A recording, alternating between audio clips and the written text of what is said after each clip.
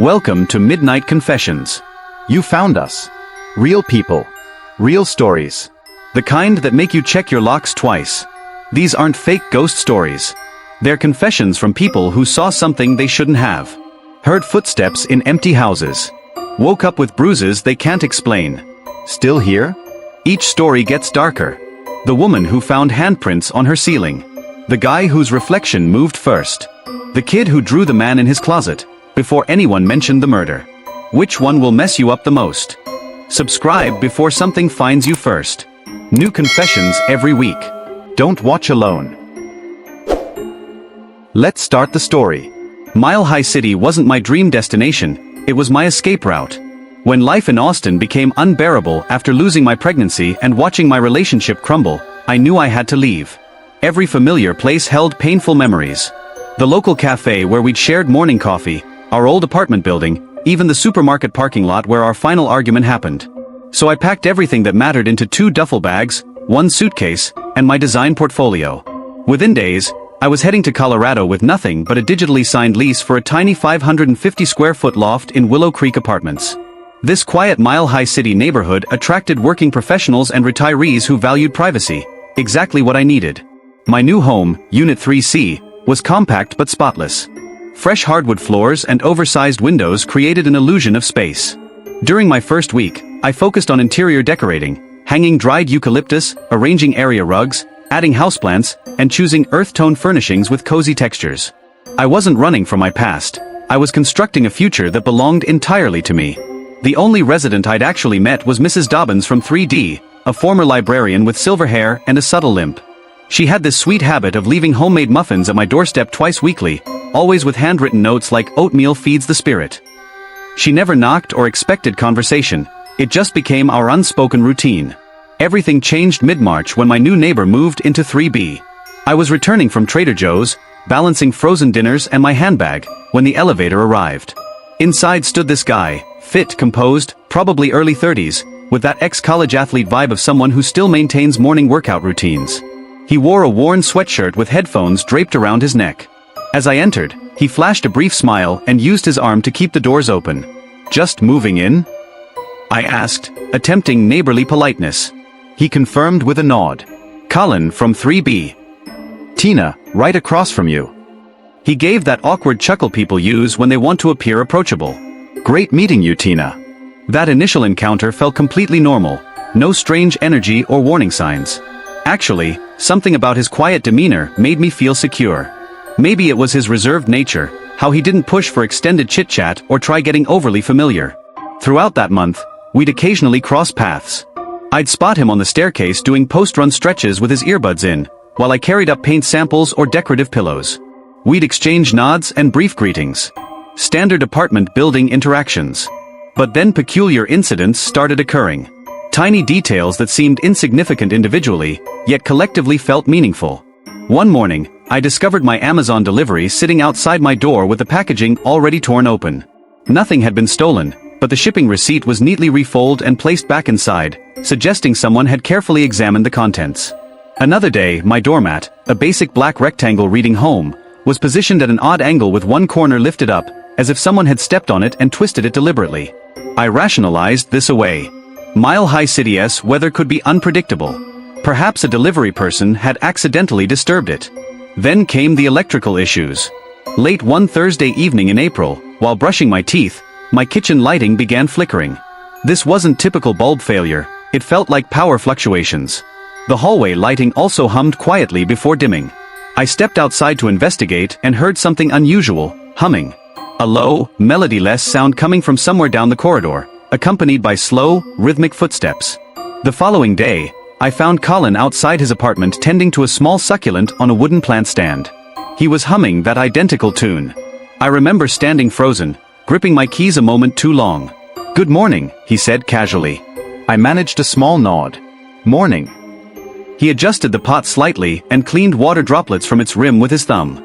"Did your lights flicker last night?" "Mine did." "Yes," I replied. "Strange, right?" He studied me for a beat longer than felt comfortable, then smiled.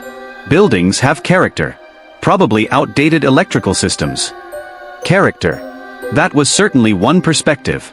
That evening, Mrs. Dobbins knocked for the first time ever. She stood there clutching a lemon bar wrapped in wax paper, her hands trembling slightly. "Be cautious around 3B," she whispered. "He reminds me of someone from my past, and not in a positive way." I didn't want to make hasty judgments. Everyone has personality quirks. Some struggle with social conversations. Others develop unusual habits. Maybe Colin was simply one of those introverted types who preferred solitude. Heaven knows I understood that preference. Still, Mrs. Dobbins' warning lingered in my mind like an invisible layer, not quite noticeable, but constantly present. That week brought an escalation. It began with my smartphone. Initially, I assumed I'd accidentally sent a text message. Just one message to someone I hadn't contacted in months, my ex-boyfriend. The text simply said, "Do you still think about it?" I stared at my screen until I nearly forgot to breathe. I hadn't typed those words. I hadn't even opened that conversation thread in weeks. I deleted the message and attributed it to some phantom draft malfunction. But then another message appeared, this time sent to a fellow design student. "I had a strange dream about you." I immediately secured my phone with a 12-character passcode and enabled facial recognition. I updated my Apple ID credentials. Yet the mysterious texts continued, once weekly, sometimes more frequently. Always cryptic. Always unsettling. That's when I decided to install indoor security monitoring. The device was sleek and compact, roughly the size of playing cards. I positioned it on my bookshelf with a clear view of my front entrance. It operated on motion sensors and connected directly to my phone application. I convinced myself this was simply for mental reassurance.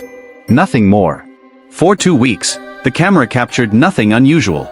Then one Sunday afternoon in May, I reviewed the recorded footage and saw Colin walking past my door, not once or twice, but 9 separate times between 2 o'clock and 4 p.m. Each time, he paused momentarily to glance toward my peephole. During one pass, he actually knelt down as if inspecting my doorframe. I replayed those clips repeatedly, asking myself, why would anyone behave this way? I contacted the building management company. Their response was professionally polite but ultimately unhelpful. "Thank you for expressing your concern. We have no regulations prohibiting residents from using hallway areas. If you feel threatened, please contact Mile High City Police directly." Translation: this isn't our responsibility. So I began creating a detailed record of every incident. Recording everything became my obsession. Timestamps, photographs, audio recordings of that eerie humming sound. I wasn't sure what my endgame was, but documenting everything gave me a sense of control in an increasingly chaotic situation. The breaking point came when I discovered the carved figure outside my apartment door on that Tuesday morning, a tiny wooden sculpture, roughly 3 inches tall, depicting a woman in flowing robes. Her hands were folded in prayer, her face blank, but what made my blood run cold was the delicate white paint outlining an oval shape around her neck, identical to the pendant I wore daily. I stared at this disturbing gift for what felt like an eternity before carefully lifting it with a paper towel and disposing of it immediately down the garbage chute. When the second carving appeared 7 days later, this one deliberately broken in half, sleep became impossible. I started keeping every light switched on throughout the night, relying on just the kitchen fixture to bathe my studio apartment in a dim amber glow. Logic told me this wouldn't protect me from anything real, but somehow the darkness itself had become threatening, the way it seemed to muffle every sound, making each floorboard creak and wind gust outside feel menacing. My neighbor's demeanor transformed completely during this period. Gone were the casual greetings and friendly smiles. Now, whenever our paths crossed in the hallway or parking area, he would simply observe me with an unsettling intensity, as if anticipating my next move or waiting for some reaction. His behavior wasn't overtly hostile, but it set every instinct I had screaming danger. My evening routines changed dramatically. I avoided leaving after sunset, choosing instead to park in the well-lit visitor spaces near the building's security lamps. A canister of pepper spray became a permanent fixture in my jacket pocket. When my sister Claire suggested I relocate to her Boulder home with her partner, I dismissed the offer. Pride made me lie about being okay when I clearly wasn't. The Wi-Fi incident in late July shattered any remaining sense of security. Returning home from work, I discovered my network name had been changed from 3C Tina to 3B is watching.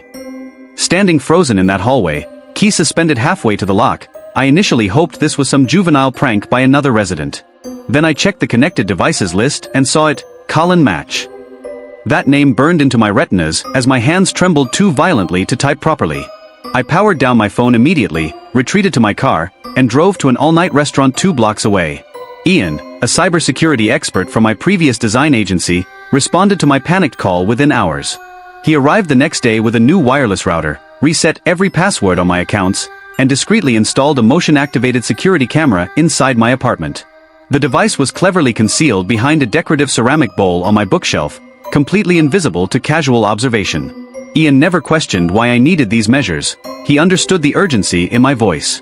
The motion sensor triggered at precisely 3:12 a.m. 2 nights later.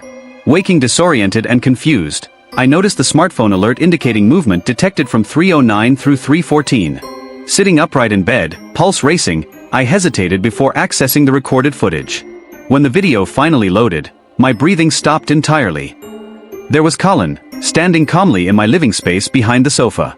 He appeared neither rushed nor concerned about being there illegally. His arms hung loosely at his sides as he gazed toward the bedroom hallway, seemingly waiting for someone's return.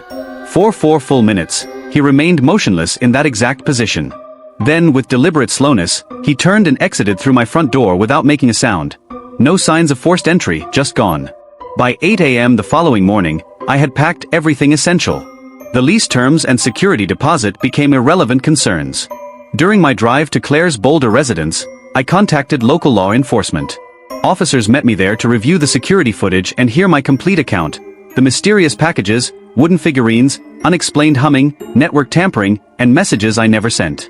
They listened attentively and documented everything, but one younger officer with exhausted eyes leaned forward skeptically. "We don't see evidence of forced entry. Are you certain you secured the door?" The question made me want to scream. Of course I had locked it. I'd been triple-checking that lock every single night since the first figurine appeared. However, without clear evidence of breaking and entering or explicit threats, their hands were legally tied. "We'll file a report," they assured me, "and recommend changing your locks while staying elsewhere temporarily." That was the extent of their assistance. No arrest, no confrontation, not even a formal interview with my stalker. When I demanded lease termination from the building management company, they didn't resist after viewing the security footage.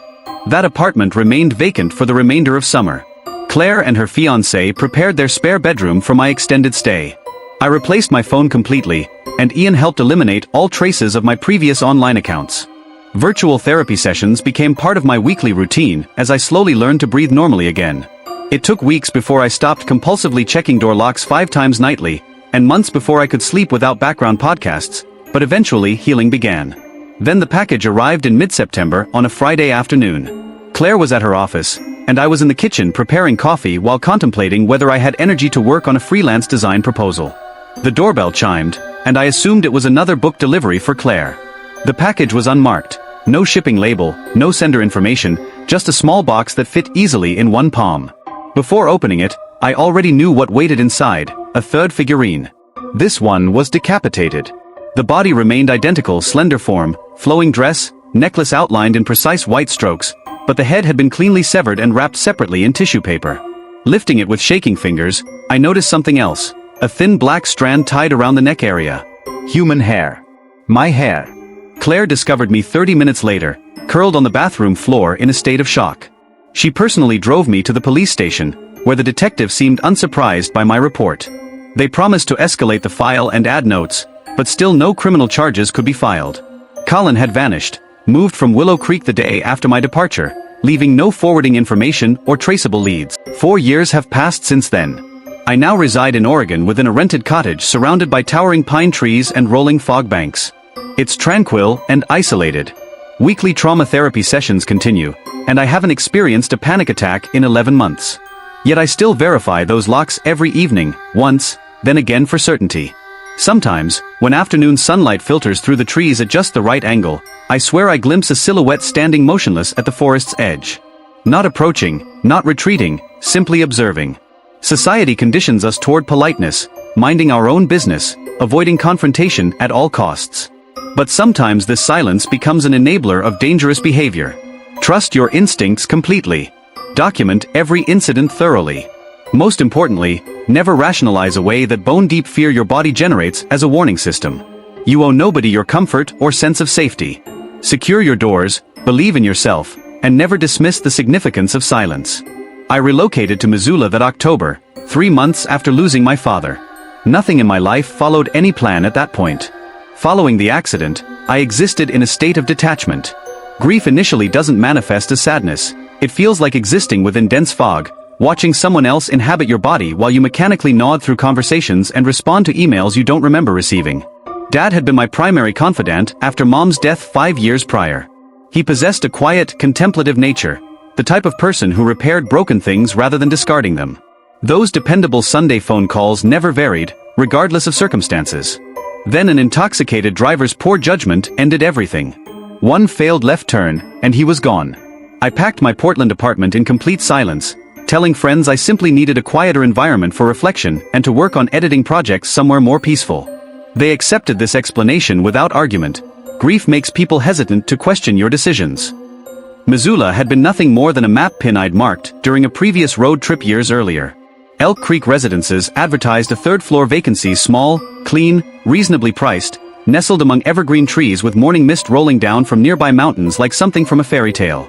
It felt right instinctively. I signed the rental agreement, purchased blackout curtains, and moved in with just 2 suitcases and my laptop. Initially, this arrangement worked perfectly. The apartment itself was unremarkable: basic floor plan, neutral beige walls, gray carpeting, laminate kitchen flooring. I added warm lighting fixtures, displayed a throw blanket that had covered Dad's favorite recliner, and hung a photograph of us together at Glacier National Park, my emotional anchor. Social interaction remained minimal by choice. I preferred isolation during this healing period. Freelance editing work through an online platform allowed me to remain anonymous and quiet, exactly as needed. My only regular human contact was Jonas Kalin from Unit 204, located directly beneath my apartment.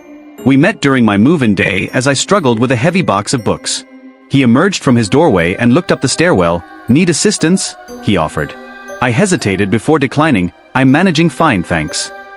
He nodded with understanding. "All right, I just thought I'd offer. I'm always listening anyway." His phrasing struck me as peculiar, but I assumed he meant working from home.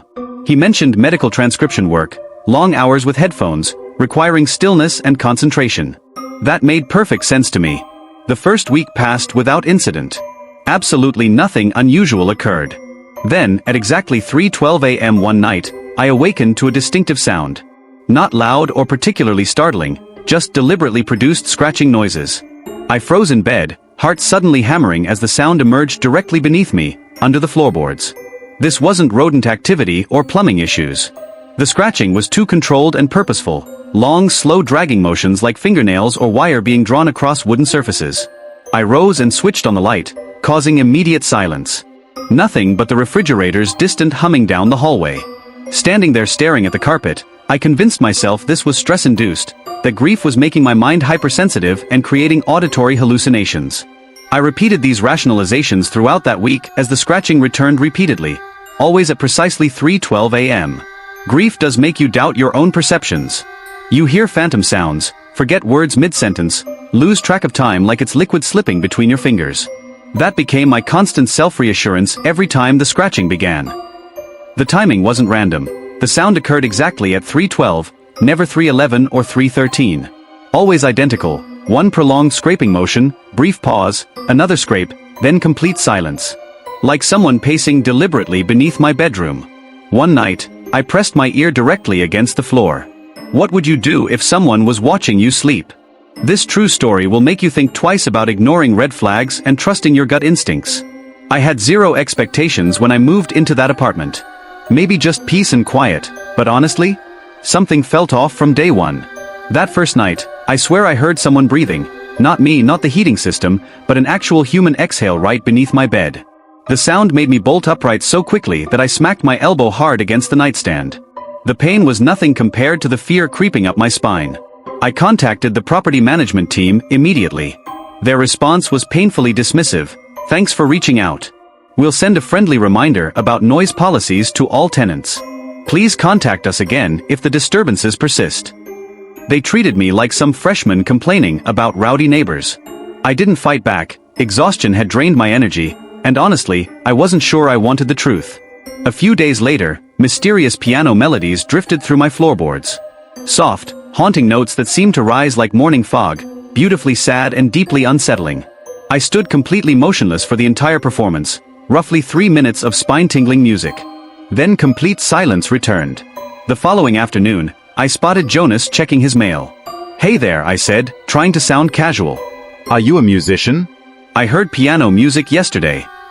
He glanced up from his phone with this strange, knowing smile. "Only when I have an audience." I forced out an awkward laugh, completely unsure how to process that response. That evening, I dragged my heaviest chair in front of my bedroom door, just in case. November arrived with its blanket of snow and endless darkness. Missoula transformed into a gray, sleepy wonderland that felt both peaceful and ominous. I buried myself in work.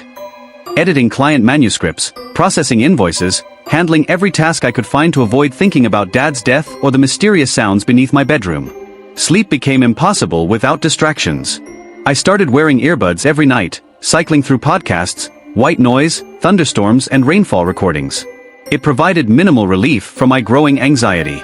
Then the letter appeared. One morning, I discovered it had been slipped under my front door, folded once on expensive paper, written in precise handwriting that made my blood run cold. "Your footsteps are so quiet, I nearly overlooked you last night. Don't stress about it, insomnia keeps me company too." No signature, no return address, just the lingering scent of familiar cologne. I recognized it immediately. Jonas wore that exact fragrance. The same smell that occasionally filled our stairwell and had greeted me on moving day. Standing there with shaking hands, clutching the terrifying note, my mind raced through options. Confront him directly, scream for help, call law enforcement, or destroy the evidence entirely. I filed another complaint with the office. Their response was frustratingly vague. "We'll have a conversation with the resident in Unit 204. Nothing more substantial. Sleep became nearly impossible over the following nights. I installed additional locks, barricaded my bedroom door with furniture, and kept every single light blazing throughout my apartment. My mental state was deteriorating rapidly. Breaking my lease crossed my mind daily, but something deep inside, pride, terror, pure stubbornness, kept me anchored to that cursed place. Mid-January brought the power outage that changed everything. A massive winter storm rolled through, dumping heavy snow and killing electricity around 2 a.m. My apartment went pitch black instantly. I lit 3 emergency candles and huddled on my couch, watching my phone's battery percentage drop steadily. At exactly 3:12 a.m., the knocking started. Not on my door, on the floor beneath me. 3 deliberate, slow taps that made my heart stop. Then came the whisper, muffled but crystal clear, floating up through the floorboards, "I know you're still conscious." I immediately called the building supervisor with trembling fingers. He arrived within 30 minutes, looking skeptical but concerned. We pounded on Jonas's door repeatedly. No response whatsoever. I demanded we enter his unit. The supervisor initially refused, citing property policies, but my obvious psychological breakdown, the uncontrollable shaking, wild eyes, barely coherent speech, convinced him to unlock the door. Unit 204 was completely wrong. Not messy or dirty, just fundamentally off, sterile, vacant, like a movie set rather than someone's home. A narrow twin bed, 1 wooden chair, no piano anywhere, 0 personal belongings. But the walls, oh God, the walls were covered with photographs of me.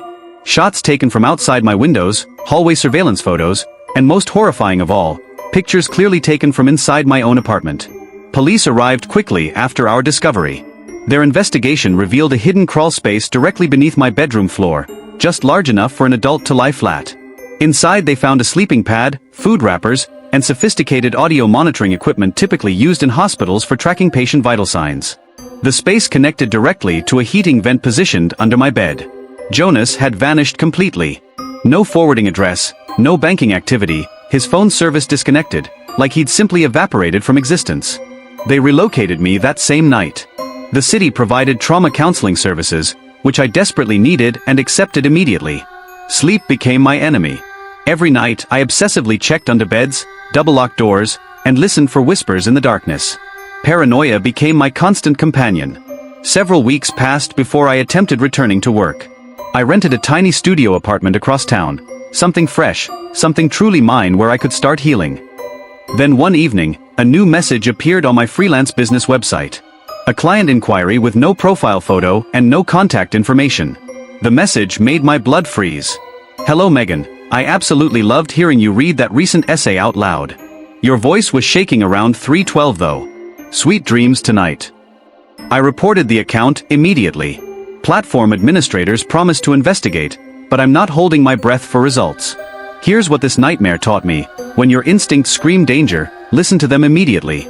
Society conditions us to rationalize fear, maintain politeness, wait for concrete evidence, and avoid seeming dramatic. But predators exploit that exact hesitation. They live in the gray area between your rational doubt and your survival instincts. Always trust that uncomfortable feeling in your gut. Never wait for danger to formally announce itself. Let's start the story. Losing my younger brother Narcus in that Phoenix house fire destroyed everything I thought I knew about safety. Mom and I stood on that sidewalk, watching our memories melt away, breathing in smoke that tasted like the end of the world. Silver Creek became our fresh start, a tiny mountain town where morning mist clung to everything and the air smelled like wet pine. Our new cul-de-sac had just 5 houses and one flickering streetlight that barely cut through the darkness. But it was the greenhouse that caught my attention first. This crooked glass structure on the edge of Mr. Garrison's property, covered in vines like nature was trying to hide it. What bothered me most was the sickly green glow emanating from inside, day and night, like a heartbeat made of light. Mr. Harrison himself was unsettling. Bald, heavyset, always wearing those oversized coveralls and rubber gloves like the world was contaminated. He'd watch me from his windows with this intense stare that lasted way too long to be normal. The strange phone calls started first, static-filled buzzing that sounded like insects trapped in glass. Then I'd wake up to muddy boot prints on my windowsill, even though I locked my room every night. Small prints, like someone had stood there watching me sleep. Everything escalated when my soccer ball went over his fence. Instead of asking for it back, I snuck around to retrieve it myself. That decision changed my life forever. The greenhouse wasn't growing plants, it was storing human remains. Hundreds of mason jars lined the shelves, each labeled with names like Nma, Tyler, Sarah. Inside were locks of hair, yellowed fingernails, and what looked like teeth with roots still attached. When I told Mom about my discovery, she brushed it off as trauma-induced hallucinations. "Your brain is still healing from losing Narcus," she said gently. But I knew what I'd seen. Mr. Harrison brought us vegetables the next week, eerily white carrots covered in dirt, tomatoes that felt wrong in my hands, leafy greens that made my stomach turn. I buried everything in the woods that night, refusing to let that poison enter our home. The greenhouse glow turned angry red after that, pulsing like something had been disturbed. My dreams filled with Narcus pointing toward the forest, trying to warn me about something I couldn't understand. My friend Riley and I decided to investigate using her brother's drone. What the camera captured didn't make sense, a figure moving in impossible angles, flickering in and out of frame like it knew we were watching. The drone never returned. 2 days later, Riley disappeared. Her mom claimed she was visiting relatives, but her backpack was still visible in their living room and her bedroom window was wide open. By morning, Mr. Harrison was gone. For sale sign in the yard, greenhouse door sealed shut, that horrible glow finally extinguished. The new owners demolished the greenhouse in September. I watched from my bedroom as police trucks arrived after the construction crew found the hidden basement beneath the gravel floor. They never told us what was discovered down there. I still hear the buzzing sound some nights, faint but persistent, like a reminder of what lurks beneath the surface of seemingly quiet places. And sometimes Narcus appears in my dreams, standing behind me, trying to whisper warnings I'm still too terrified to hear. Let's start the story. Moving into Riverside Apartments felt like finding sanctuary after months of panic attacks and sleepless nights. Just me and my sister Ma in a 2-bedroom unit, splitting the cheap rent while I worked night shifts at a 24-hour convenience store. But peace never lasts when you're running from your own mind. Around 2 a.m. every night, sounds started drifting up from the supposedly vacant apartment below us. Heavy dragging noises, like someone pulling furniture across concrete floors. Slow, deliberate footsteps that paced beneath my bedroom for hours. The property manager, a chain-smoking man who reeked of stale coffee, dismissed my concerns. "Old building carries sound weird," he mumbled, barely looking up from his paperwork. Our cat Shadow started acting possessed around the same time. This normally lazy, friendly animal would claw frantically at the hallway floor vent, ears pinned back, hissing like he was facing mortal danger. When I pressed my ear to that same vent, I heard whispers, 2 distinct voices having conversations too muffled to understand. That's when I started recording everything. Call it paranoia, but I needed proof I wasn't losing my grip on reality. Most nights captured nothing but building creaks and distant traffic. But one recording from 3:07 a.m. changed everything. Heavy, uneven footsteps followed by wet, choking laughter that sounded like someone drowning in their own amusement. The burnt smell appeared next, filling our hallway with an acrid stench like singed hair and melted plastic. Ma blamed cooking accidents from neighbors, conveniently forgetting that nobody lived below us. Then came the night something struck our air conditioning vent from inside, a loud bang like a fist hitting metal.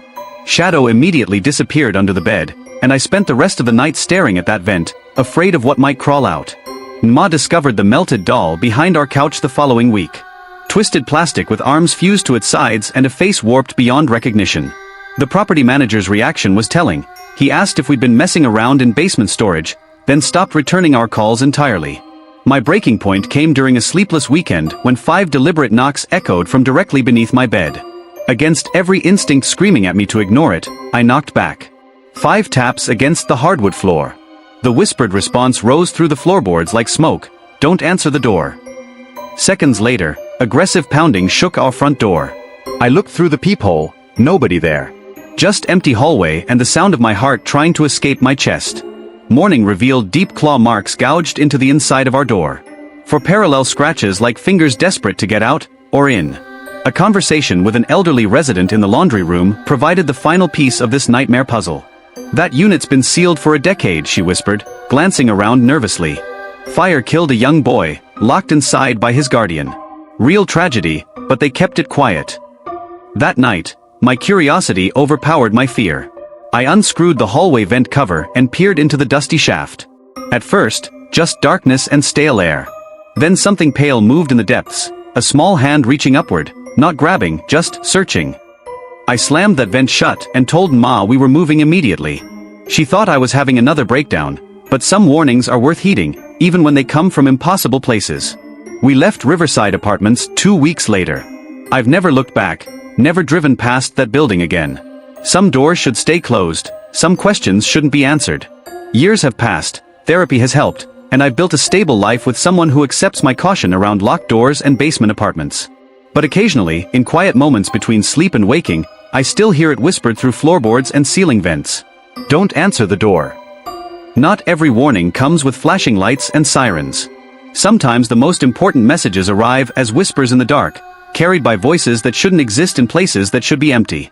Trust your instincts, question the impossible, and remember, the scariest monsters aren't always the ones knocking at your door. Sometimes they're the ones waiting patiently beneath your feet, hoping you'll be curious enough to let them in. Let's start the story. When Paige walked out that cold December night, she took more than just her belongings. She took the life we'd built together. Chicago suddenly felt suffocating, every familiar corner whispering reminders of what we'd lost. Her favorite coffee mug sat untouched on the counter, her jacket still draped over the kitchen chair like she might return any moment. The silence became deafening. By spring, I'd made my escape. A tiny Prius packed with essentials became my gateway to Cedar Falls, Iowa, a place so ordinary it seemed perfect for starting over. The apartment complex, Briarfield Oaks, lived up to its retirement home aesthetic: beige walls, musty hallways, and residents who valued peace above all else. Tom, the building supervisor, greeted me in the parking lot, cigarette smoke curling around his weathered face. Unit above yours has been vacant for months, he mentioned casually. Renovation delays. You'll appreciate the quiet, everyone here keeps to themselves. Perfect. Solitude was exactly what my wounded soul craved. Remote work kept me busy during daylight hours, developing software solutions for corporate clients. Evenings meant peaceful walks through tree-lined streets, watching nature reclaim forgotten corners of suburbia. For 2 blissful weeks, Cedar Falls delivered everything I'd hoped for: anonymity, stillness, healing. Then the disturbances began. It started with footsteps, not the random sounds of settling pipes, but deliberate pacing directly overhead. Always after midnight when the building slept, someone walked back and forth across the supposedly empty apartment above. The rhythm was methodical, almost ritualistic: 10 steps forward, pause, 10 steps back. Must be the old plumbing, Tom insisted when I called the next morning. These vintage buildings make all sorts of noises. You'll get used to it. But plumbing doesn't leave footprints on ceilings. The morning after another sleepless night, I discovered a perfect shoe impression pressed into the plaster above my bathroom mirror. Upside down, as if someone had been walking on the floor above and somehow left their mark through solid concrete and wood. Sleep deprivation played cruel tricks on grieving minds, I rationalized. Stress manifests in mysterious ways, creating phantom sounds and imaginary signs. Losing someone you love rewrites reality's rules. Then came the storm. Arctic winds battered the windows while I tried to focus on coding projects. When the power died at 1:30 a.m., darkness swallowed my sanctuary whole. That's when I heard her, a woman weeping somewhere above, her sobs mixing with whispered words I couldn't quite understand. Grabbing a flashlight, I stepped into the frigid night and looked up at the vacant unit's windows. Black glass stared back like empty eye sockets. No movement, no light, no explanation for the sounds echoing through my ceiling. Tom's irritation was palpable when I called again. "I've told you repeatedly, nobody lives up there. The unit is sealed, locked, empty." Then explain the crying. The pacing. The click. He'd hung up. That afternoon brought new impossibilities. A coffee mug shattered on my kitchen floor without cause, bathroom mirror split perfectly down the center, laptop camera activating randomly despite no video calls or software running. Desperate for proof, I purchased a digital recorder and let it capture whatever haunted my nights. The playback revealed layers of sound invisible to conscious ears. Creaking floorboards, scratching noises like claws on wood, muttered conversations in a voice too distorted to identify. One recording captured something that still makes my skin crawl. Rapid skittering across hardwood floors, as if something inhuman was crawling on hands and knees through the empty apartment above. When I played these audio files for Tom, his face went pale. He stared at the recorder with wide, bloodshot eyes, saying nothing. The next morning, yellow caution tape stretched across the upstairs unit's door. That same evening, an unknown number left a voicemail that changed everything. A mechanical, distorted voice delivering one terrifying command: "Don't look at the ceiling." Fear paralyzed me. Rather than fleeing, I sat frozen on my living room floor, every light blazing, clutching a blanket like armor against the impossible. Around dawn, the ceiling fixture began flickering erratically. When I finally looked up, dark stains were spreading across the plaster like spilled ink. A thin crack appeared, widening slowly to reveal something moving in the space beyond. A shadow, a form, a presence watching from above. I ran then. Drove aimlessly through unfamiliar streets until sunrise painted the sky soft pink. When I finally returned, Tom walked through my apartment, finding nothing unusual. No stains, no cracks, no evidence of supernatural activity. "You seem stressed," he observed. "Everything okay?" That night I slept in my car, engine running, afraid to enter my own home. 3 days later, internet research revealed the truth. In 2010, during a brutal snowstorm, a woman vanished from the upstairs unit. No signs of forced entry or struggle, just an empty apartment and confused family members who said she complained about voices, footsteps, and sounds in the walls. She was never found. The case was never solved. I abandoned my lease without notice, leaving furniture and memories behind. Tom never called to ask why. Let's start the story. 2 years passed before I found another place to call home. This time, I was running from different ghosts, the phantom weight of survivor's guilt after Jenna's accident. She'd been driving when black ice sent us spinning into oncoming traffic. She died instantly while I walked away with minor injuries and major trauma. Bozeman, Montana offered the kind of isolation that seemed therapeutic. Endless snow, pine forests, and mountain silence that promised to muffle the screaming in my head. Larkpur Hill Apartments sat at the city's edge, a modest complex where nobody asked personal questions. "The unit beneath yours is sealed," landlord Tyrium explained, handing over keys to 3B. "Water damage last spring. Nobody's lived there for months." Perfect again. Or so I believed. Freelance illustration work kept me busy creating artwork for children's books. Innocent drawings that helped balance the darkness creeping through my thoughts. Snow fell almost daily, blanketing the world in peaceful white silence. But peace never lasts. 3 weeks in, the disturbances started small. Gentle knocking from below at exactly 3 a.m., sounds like furniture dragging across floors, air vents rattling as if something brushed against them from inside the building's hidden spaces.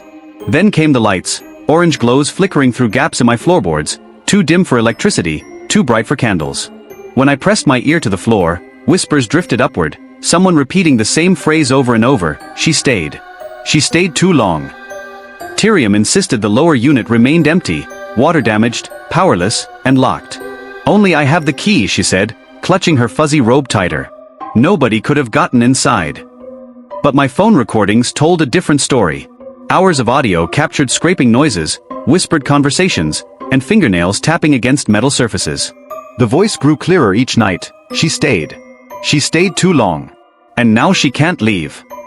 The night I saw fingers under my bedroom door, 4 pale digits curled motionless in the hallway light, I knew something inhuman shared my building. A plumber's van appeared the next morning. When I asked about repairs to 2B, the confused worker replied, "We were called for a 3rd-floor pipe burst. Nobody's touched the 2nd floor in almost a year." That final night, sitting awake with every light blazing, I heard the voice again, this time speaking directly through my bedroom wall: "She's here now. She came back." Internet research revealed the tragic truth. Sarah Linfield, a children's author, had lived in 2B until her mysterious disappearance during a November 2018 snowstorm. Police found her apartment abandoned, mirrors broken, walls covered in red ink messages. She keeps coming back. When I confronted Tyrium with this information, her face crumbled. I didn't lie, she whispered. Nobody's been in there since. I didn't think it would affect upstairs units. What happened to her? Grief, Tyrium said simply. Her sister had passed the year before. People said she talked to herself, claimed the apartment whispered to her. Then one night, she just vanished. I packed immediately, abandoning rent, plants, and possessions.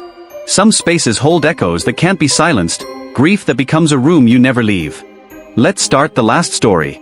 Portland held too many memories of Poloni. 7 years, shared dreams, nearly signed marriage certificates that never quite made it to the altar. After our relationship imploded, every familiar street corner felt like stepping on broken glass. Ashland offered refuge, a rain-soaked town where nobody knew my story. Echo Pine's apartments looked half-forgotten behind moss-covered oaks and cracked pavement, the kind of place where people came to disappear. Unit 2B seemed perfect, cheap, furnished, anonymous. The apartment next door, 2A, had painted over windows and a rusted padlock that suggested long abandonment. Storage unit now, landlord Dale explained, handing over keys. Been sealed since 2020. Pandemic casualty. Isolation felt therapeutic initially. Freelance design work, delivered meals, rain-streaked windows that blurred the outside world, exactly what my broken heart needed. But emptiness has its own ghosts. Every night at 3:14 a.m., 3 soft knocks echoed through the kitchen wall. The sounds came with lavender scents and mechanical whirring, like pencil sharpeners working in the supposedly vacant space next door. Audio recordings captured whispered conversations. Not yet. Not yet. Still drawing. The voice belonged to a woman, brittle and desperate, accompanied by scratching sounds like chalk on tile. Then my wall-mounted artwork began flipping upside down, only the pieces closest to 2A's wall, as if something on the other side was reaching through solid barriers to rearrange my space. The final straw came as a gift. A well-used pencil taped to a torn sketchbook page, left on my doormat like an offering. The page contained a graphite portrait of my own face, eyes wide with terror, mouth open in silent scream. The artistic style was skilled but disturbing, capturing details only someone watching me closely would know. Dale finally told the truth when I demanded answers. Callie was an artist. Lived in 2A before the pandemic hit. Quiet type, spent hours drawing in the community garden. Then she stopped answering calls. He paused, weighing his words carefully. When cops forced the door open, they found hundreds of self-portraits covering every surface. In each drawing, she looked less human, more distorted. They never found her body, just the artwork and those green-painted walls. I evacuated that same night, leaving equipment and furniture behind. Some creative spaces hold their own darkness, artistic energy that refuses to die. These 3 experiences taught me that isolation, while seeming like refuge, can amplify both grief and supernatural activity. Whether we're running from lost love, survivor's guilt, or broken dreams, empty spaces have a way of filling themselves with echoes we'd rather forget. The bravest thing isn't staying to confront these mysteries. It's recognizing when a place becomes more prison than sanctuary and having the courage to leave before the echoes become your own voice. Sometimes healing means walking away from the quiet, even when the unknown feels scarier than the familiar darkness behind us. Some people stay too long in places not meant for living. Don't be one of them. Sometimes the most dangerous threats hide behind friendly faces and helpful gestures. What red flags have you ignored that you wish you hadn't? Drop your experiences in the comments and subscribe for more terrifying encounters.